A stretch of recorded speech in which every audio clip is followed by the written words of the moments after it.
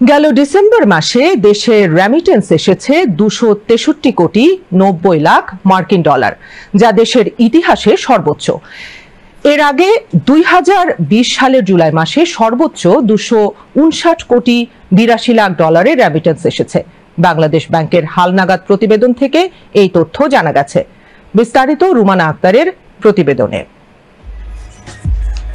2024 সালে ডলারের official rate 9% বেড়ে যাওয়া এবং বছরের শেষ 5 মাসে অর্থ পাচার কমে যাওয়ায় চলতি বছর বাংলাদেশ প্রায় 28 বিলিয়ন ডলার রেমিটেন্স পেয়েছে, যা গত বছরের তুলনায় 22% বেশি। অর্থ পাচার কমায় শেষ 5 মাসে অতিরিক্ত 3 বিলিয়ন ডলার যোগ হয়েছে রেমিটেন্সে।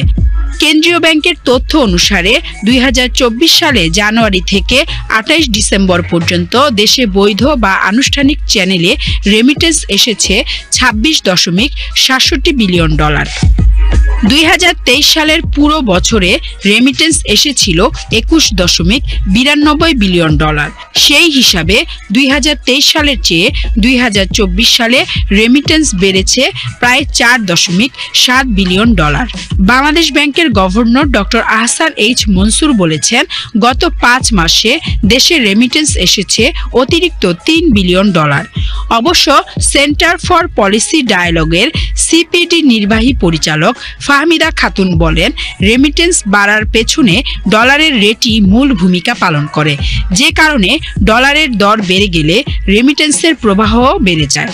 এর বাইরে আগস্টে অন্তর্বর্তী সরকার দায়িত্ব নেওয়ার পর হুন্ডির চাহিদাও কিছুটা কমে এসেছে, তবে এটা সাময়িক।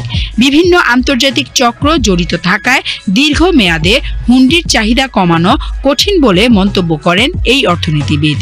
রেমিটেন্স প্রবাহ আরও বাড়াতে গেলে রেমিটেন্স প্রেরকদের ডলারের ভালো রেট দেওয়ার পাশাপাশি সামাজিক স্বীকৃতি দেওয়ার পরামর্শ দিয়ে সিপিডির নির্বাহী পরিচালক ফাহমিদা খাতুন বলেন, আমাদের রেমিটারদের অবশ্যই কোনো না কোনোভাবে স্বীকৃতি দেওয়ার ব্যবস্থা করতে হবে। যেসব প্রবাসী ভাই বোনেরা দেশে ফেরেন তাদেরকে স্বল্প দূরত্বে বা বাস টার্মিনাল পর্যন্ত যাতায়াতের ব্যবস্থা করা সহ অনেক পদক্ষেপই নেওয়া যেতে পারে। এই স্বীকৃতির ব্যবস্থা করা গেলে তারা ফরমাল চ্যানেলে আরো বেশি রেমিটেন্স পাঠাতে উৎসাহিত হবেন। 2024 সালের রেমিটেন্স প্রবাহ কেমন ছিল তা বুঝতে শুধু একটি তথ্যের দিকে চোখ রাখলেই চলে। গত বছর যেখানে মাত্র 2 মাস মাসিক রেমিটেন্স প্রবাহ 2 বিলিয়ন ডলার পার করেছিল, সেখানে চলতি বছর জুলাই মাস বাদে বাকি 11 মাসই 2 বিলিয়ন ডলারের বেশি রেমিটেন্স পেয়েছে বাংলাদেশ। জুলাইয়ে বৈষম্য বিরোধী ছাত্র আন্দোলনের জেরে ইন্টারনেট